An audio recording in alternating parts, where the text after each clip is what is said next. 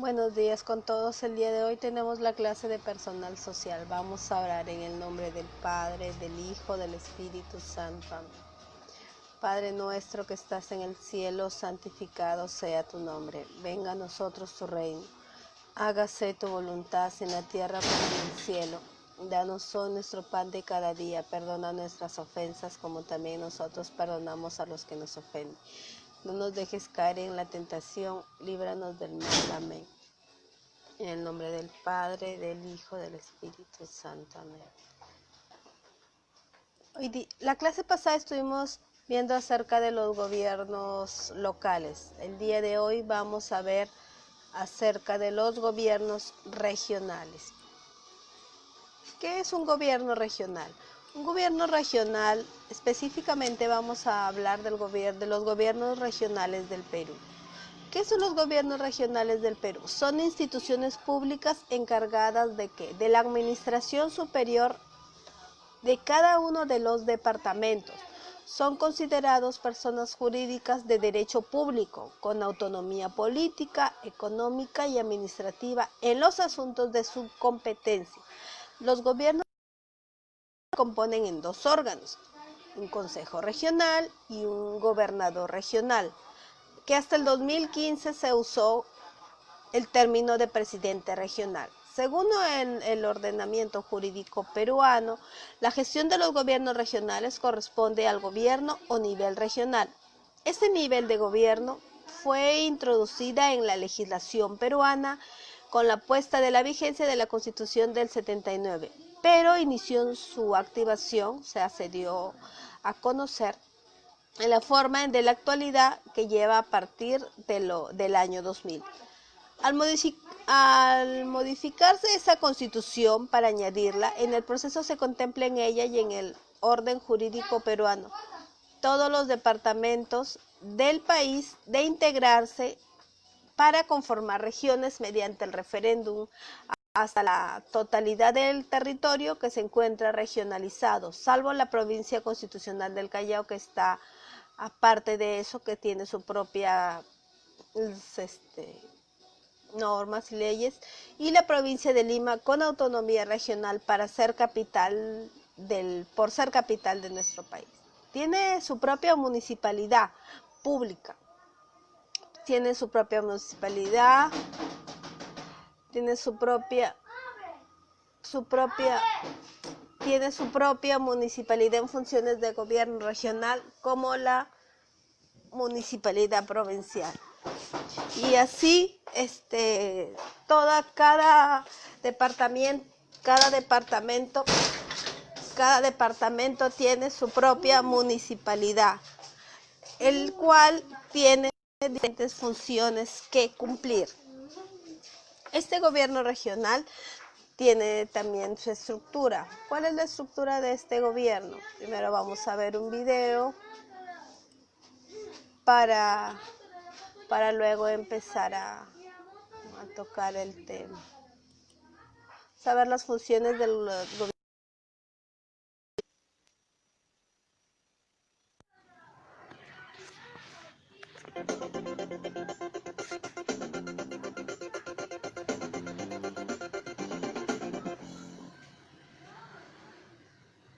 Hola, hoy vamos a hablar de gobiernos regionales.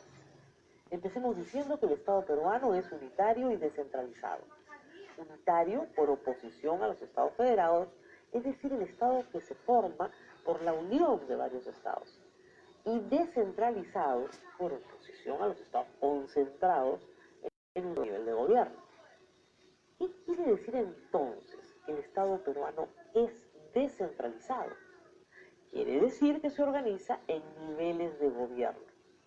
En el caso peruano, esos niveles son el regional y el municipal. El municipal, a su vez, se divide en el provincial y el distrital. ¿Qué quiere decir nivel de gobierno?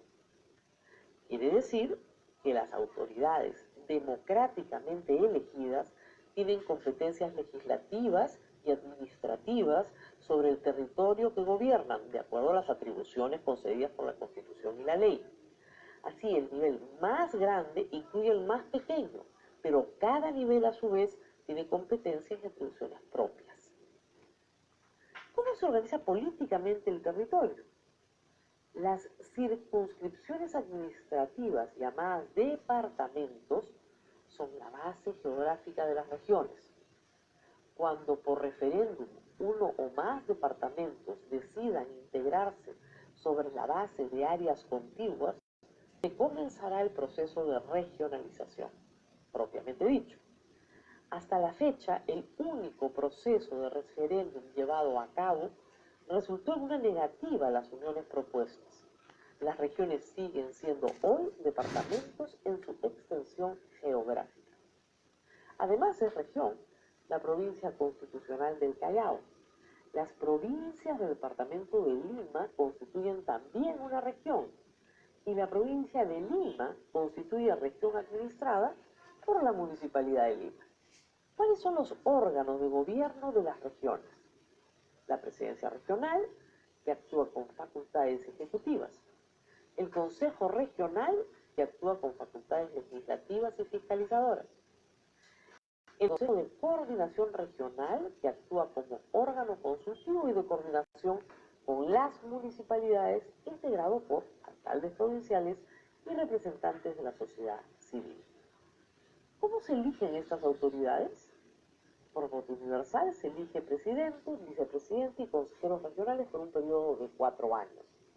El mandato de estas autoridades es revocable. El Consejo Regional tiene un mínimo de 7 y un máximo de 25 miembros, debiendo elegirse al menos uno por provincia. ¿Qué competencias tienen los gobiernos regionales? Aquellas propias señaladas en la Constitución y ley y aquellas delegadas por el Poder Ejecutivo, sean normativas, fiscalizadoras, reconocimiento de derechos, licencias o prestación directa o indirecta de servicios públicos. El proceso de descentralización de competencias del gobierno central ha sido largo e importante en la última década. A pesar de ser una aspiración nacional, se temía que la falta de institucionalidad creara un caos. Sin embargo, luego de muchos esfuerzos, ya se encuentra regionalizada, por ejemplo, la prestación de servicios complejos como son salud y educación, la ejecución de infraestructuras o la supervisión de regulación de muchas actividades productivas y de servicios. Los bienes y rentas de los gobiernos regionales provienen de la transferencia de la ley de presupuestos, sobre todo tributos creados a su favor. En los últimos años, los recursos del canon por la extracción de recursos naturales. Las empresas extractivas pagan, como todas, 30% de impuesto a la renta sobre sus ganancias.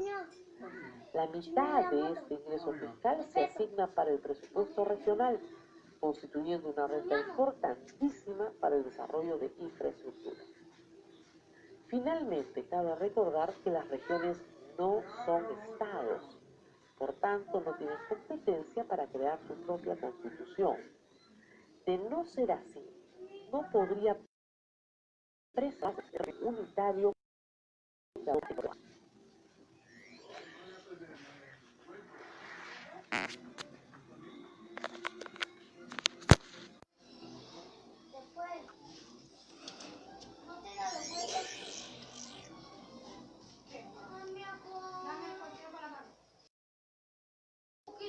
Muy bien. Hemos aprendido un poco de las funciones de gobierno. Ahora sí, ¿cuáles son las funciones del gobierno regional? De acuerdo al artículo 191 de la Constitución Política del Perú, en la ley de la reforma de los artículos 191, 94 y 203, nos dice que la estructura básica de los gobiernos regionales está conformada de la siguiente manera: gobierno regional, consejo de coordinación regional. ¿Qué es el gobierno regional? El gobernador regional constituye un órgano ejecutivo y sus funciones incluyen proponer y ejecutar el presupuesto, designar a los oficiales de gobierno, promulgar decretos y resoluciones, ejecutar planes y programas regionales, administrar las propiedades y rentas regionales. ¿Cuál es la función del Consejo Regional? El Consejo Regional es el encargado de debatir y votar por el presupuesto sugerido por el presidente regional. También supervisa a todos los oficiales de gobierno y puede deponer de su cargo al presidente y su vicepresidente y a cualquier miembro del consejo. El gobernador regional y el consejo regional sirven por un periodo de 4 años, según la ley orgánica, de acuerdo a la ley orgánica de gobiernos regionales. La ley de la reforma constitucional, el gobernador regional y el vicegobernador regional no pueden ser reelectos inmediatamente, tiene que pasar un tiempo, aunque transcurrido un periodo como mínimo también pueden postular, pero no salir de un gobierno y volver a elegirlos, eso no se puede hacer. Tiene que pasar un tiempo para que se vuelvan a elegir los mismos, también se puede elegir otros. ¿Cuál es la función del Consejo de Coordinación Regional? El Consejo de Coordinación Regional está integrado por alcaldes provinciales y representantes de la sociedad civil y tienen un papel consultivo en los asuntos de los planeamientos y de los presupuestos. No tiene poderes ni ejecutivos ni legislativos. La Ley Orgánica de Gobiernos Regionales estipula la transferencia gradual, o sea, poco a poco, de las funciones del gobierno central a las regiones. Una vez determinada esta acreditación como capaz de darse en esas tareas, recién los gobiernos regionales pueden emplear su descentralización hacia su gobierno. Sin embargo, esa institución fue criticada por el burócrata del gobierno de Alan García, que fue el expresidente. Por eso, el 24 de enero de 2007, el Consejo fue abolido y reemplazado por la Secretaría de Descentralización. ¿Qué significa descentralización? No solo se concentrará en Lima, sino cada gobierno tiene sus propias necesidades, por lo tanto ve por las necesidades de su pueblo, porque conocen su región. Se ocupa de sus, por ejemplo, de sus alumbrados públicos de cada región, se ocupa de sus alumbrados públicos, de los servicios de agua y luz, se ocupa de su región propia, de sus necesidades en sí. Dependencia del ministro. Muy bien. 2 meses después, los presidentes regionales se reunieron en la ciudad de Huánuco, establecieron una Asamblea Nacional de Gobiernos Regionales como una constitución alternativa, independiente del gobierno central. Quiere decir que ya ahí se inició la descentralización. Vamos a ver otro video y luego lo vamos a comentar.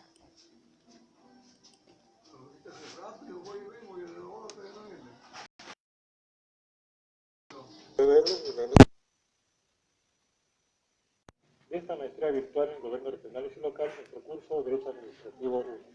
Vamos a ver la última etapa correspondiente a contratación administrativa, algo de legislaciones que ocurren en el Perú, qué ha ocurrido en el mundo, cómo puede ser mejor la norma, cómo funcionan los operadores, de qué manera la norma puede ser mejor, puede ayudarnos en nuestra experiencia profesional, personal y sobre todo en el espacio local que nos corresponde conducir, para finalmente conversar algo referente a funcionarios y función pública.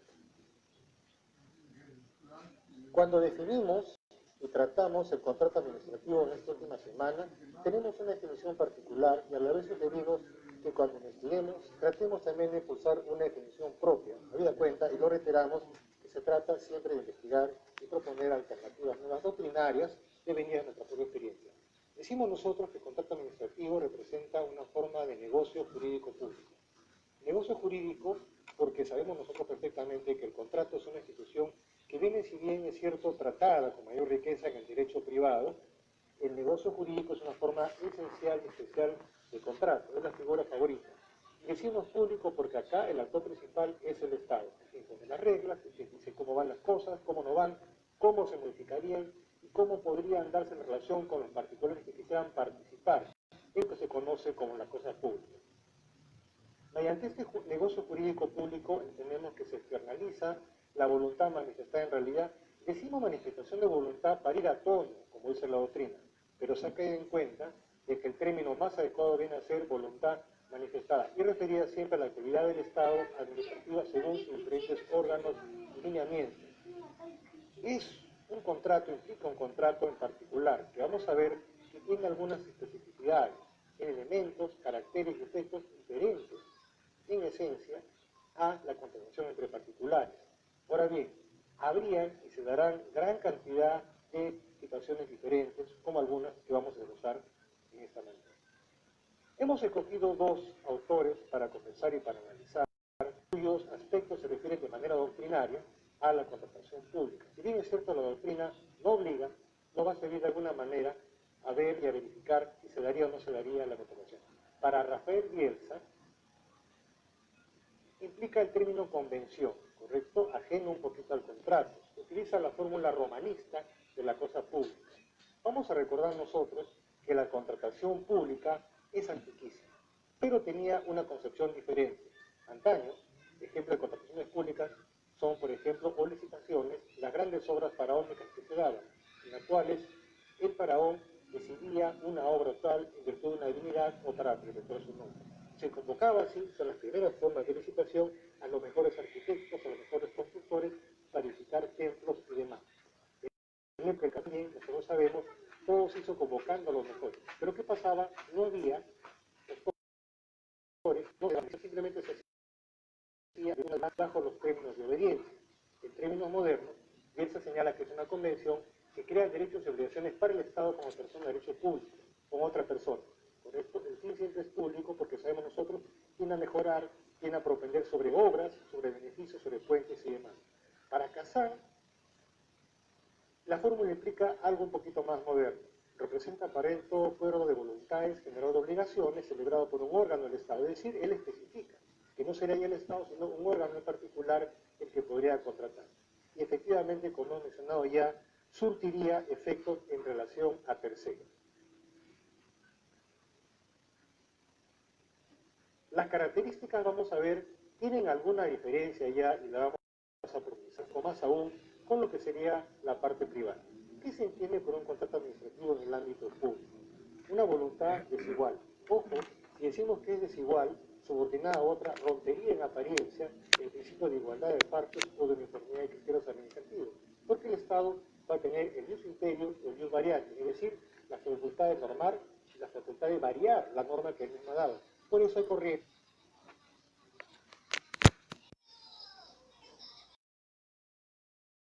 Muy bien. Hemos visto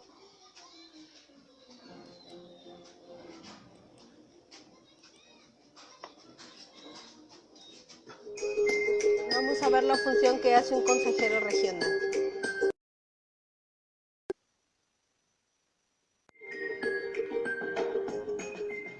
Bueno, hoy día les quiero contar un poco de lo que es el Consejo Regional o qué significa ser un core. Para mucha gente hoy día un core es casi un concejal, con todo respeto a los señores concejales, pero son obligaciones y trabajos completamente distintos. El consejero regional o core, como le llaman ustedes, es la persona responsable de poder trabajar los recursos que lleguen de nivel central y poder financiar una cantidad importante de obras que van directamente financiando las necesidades de la gente. Por ejemplo, construimos, mejoramos los consultorios, mejoramos la escuela, comisaría, cuerpo de bomberos. Hoy día hay una cantidad de instituciones que nos piden recursos, además de apoyar todos los recursos que nos solicitan los municipios de las 38 comunas de la región. Hoy día firmemente creo que el Consejo Regional es la persona que responsablemente debe preocuparse en el minuto de aprobar los recursos, que se sientan interpretando las necesidades de las personas y no solamente de las instituciones.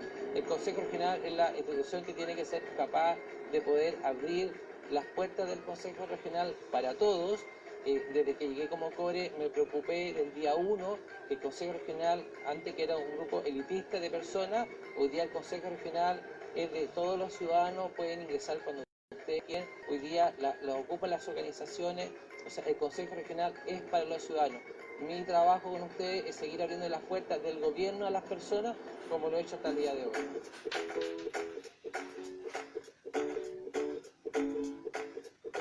Yo creo que lo que tenemos que hacer todos juntos es poder trabajar para construir un mejor Valparaíso.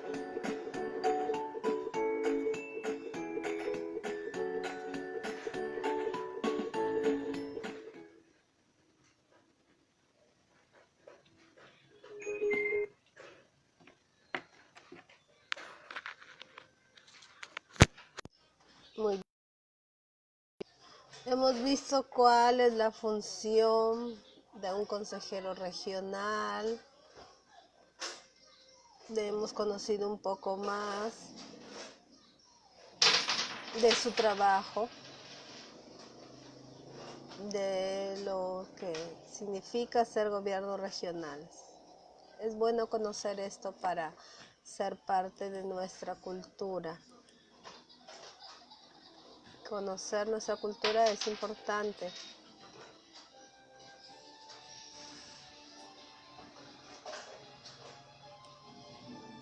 Muy bien. Vamos a ver también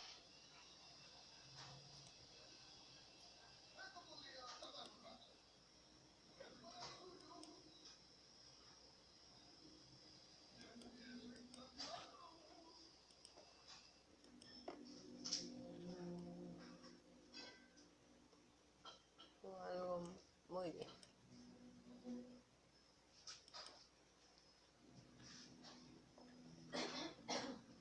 Saber un ejemplo del gobierno regional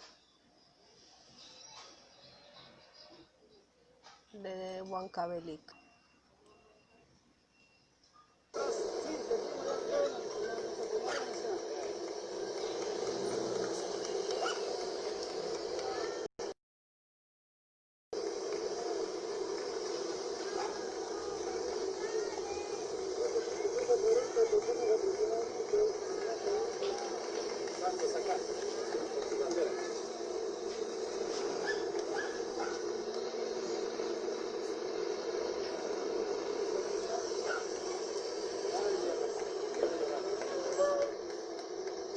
Aquí se están trasladando hacia su casa.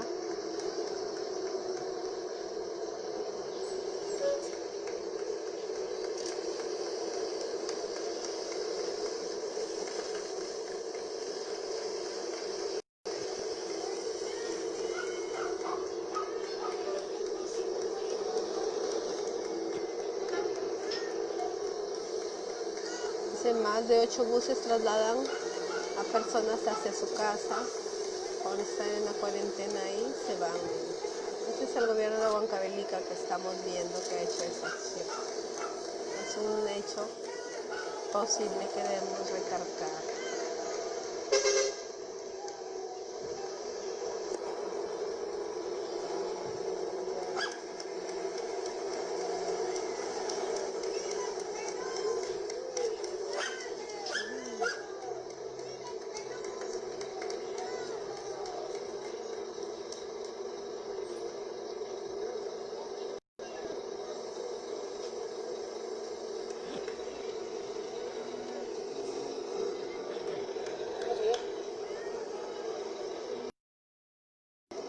Muy bien.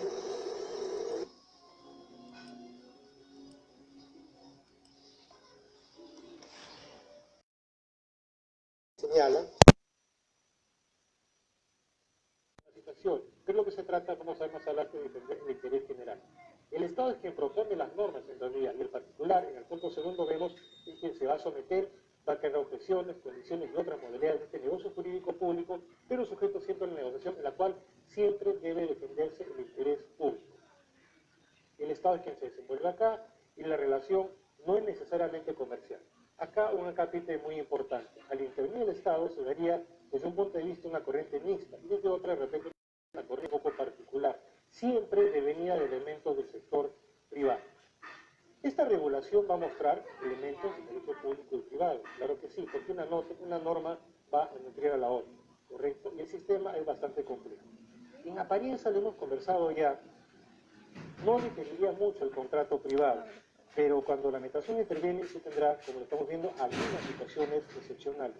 Justamente por eso el Estado va a tener lo que se conoce como las prerrogativas excepcionales administrativas en doctrina, que no podría hacerlas cualquier particular, es decir, de las normas, las reglas de juego, mediante decretos leyes, mediante leyes según la situación excepcional o espacial jurídica. La pregunta es, ¿se debe el Estado regula, participa de esta manera en aras del interés público? Y la norma administrativa tiene muchos elementos que se refieren, por ejemplo, al llamado interés público. En el artículo 17 de la ley 27.444, por ejemplo, leemos: la autoridad podrá disponer en el mismo acto administrativo que tenga eficacia anticipada a su emisión, o sea, su producción o dación, solo si fuera más favorable a los administrados. Es decir, se trata de resolver las situaciones de manera más aconsejable y más favorable al administrado en caso hubiera alguna controversia, siempre que no lesione derechos fundamentales o intereses de buena fe. En este caso vamos a intertenernos un momento. En el Perú entendemos que los derechos fundamentales son de primera, segunda y tercera generación, es decir, referidos en términos similares a la llamada revolución social: libertad, igualdad, fraternidad.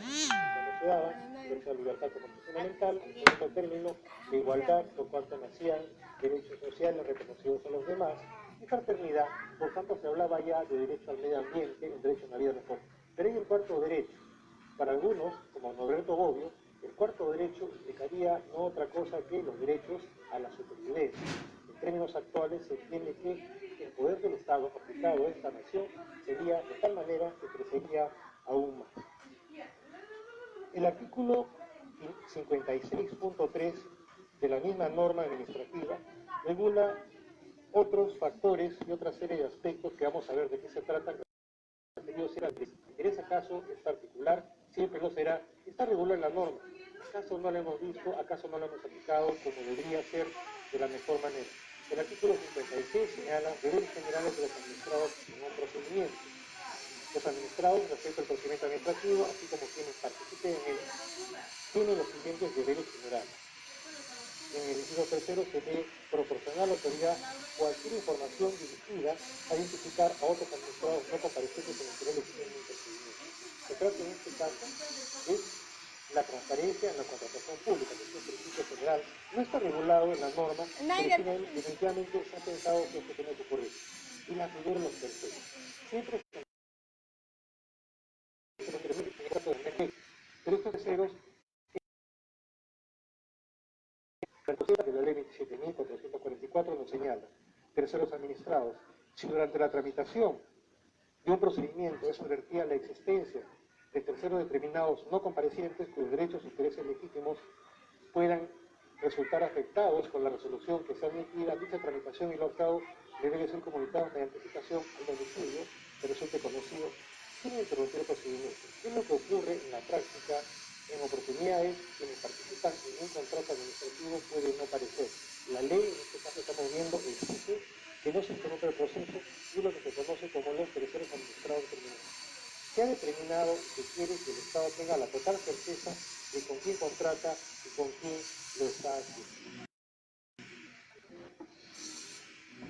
Estos procesos de selección están regulados por el decreto legislativo 1057 que ustedes con toda seguridad conocen, han visto, participan y se vigilan. Y hay otros puntos que vamos a ver acá. Primero, referido a licitación pública, concurso público, adjudicación directa y menor cantidad. Al margen de la norma, sin escapar del análisis que vamos a hacer, debo mencionar, por ejemplo, que hay muchas situaciones referentes al proceso de selección. Por ejemplo, ¿para qué se selecciona? Un principio señala de que esto asegura la debida transparencia y prioridad de la determinación de aquel con quien la administración contrata. Por ello se entiende y se alega que es lo más relevante. Se trata de ver no solamente con quién, sino que o esta firma, por dicho uno, que sea más idóneo en términos técnicos y económicos, que es lo que todo Estado quiere, ¿correcto? Para determinar la eficacia de la obra pública a fin de contratar y emplear los mejores recursos públicos. Ahora bien, en el mundo se discutía desde el medio de los 70 hasta la actualidad un problema en la toma de decisión. Se decía, ¿por qué tal es en este caso que estos requisitos pueden estar? Tal en este caso, ustedes participación concentrados. ¿Qué es lo que se quiere? Claro que tenemos nosotros acá la vista. Por ejemplo, vemos cómo esta información tiene que tender a satisfacer y maximizar todo tipo de situaciones. Ahora, el elemento decisivo es directo, ¿correcto? Se trata de fijar un plan, se trata de ponerlo en el capítulo, de poner las páginas web y a la vez que el público sepa de qué se trata. Es un elemento fundamental, la transparencia en las contrataciones. Hemos dicho ya en la sesión anterior que antiguamente había mucho temor de la administración. No se sabe si exactamente por celos o por recelos, en el sentido que la población pueda ventilar y ver de qué se trata o de qué se ocupa cada área. En este caso, Tiene acá. la Tú temática tienes. jerárquica implica No, tú tienes acá. de que las personas ¿Ya? superan Yo decisiones pienso. tomadas No, yo para a la veo vez que decidir lo ellos final no que se visto. pueda dar. Siempre va a No, no, al no. concepto público.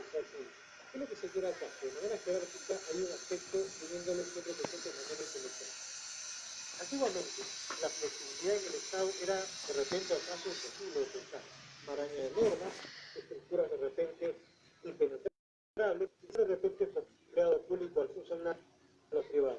En la antigüedad el funcionario público era el tipo más probo, era el más afín a la probidad. Contrario a lo que ocurrió lógicamente el cargo que de alguna manera tenga bien desempeñar la función pública en beneficio Ya termina. Bien, muchas gracias. Con esto concluimos la cuarta semana.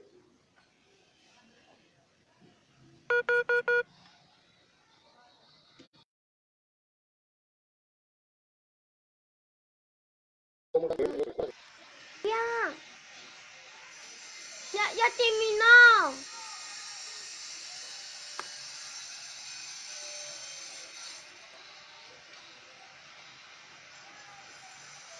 Ya. Legítimos puedan resultar afectados con la resolución que está emitida, dicha tramitación y los estados le debe ser comunicado mediante notificación el domicilio que resulte conocido sin interrumpir el procedimiento. ¿Qué es lo que ocurre en la práctica? En oportunidades, quienes participan en un contrato administrativo pueden no parecer. Los estados liberales siempre guardan para sí alguna atribución. Las áreas de promoción que más se ven son las llevadas a empleo, salud, educación, seguridad, servicios públicos y cultura. Es lo que se conoce como el PIB. Es decir, Naciones Unidas dijo en 4 puntos los estados, los particulares y las personas que trabajan para él deben centrar las inversiones, orientar y dirigir toda colocación de futuras obras, salud, infraestructura, seguridad, educación. Y esto recoge la fórmula, antiguas fórmulas, inclusive platónicas y aristotélicas, que como vemos se dan nuevamente en la actualidad.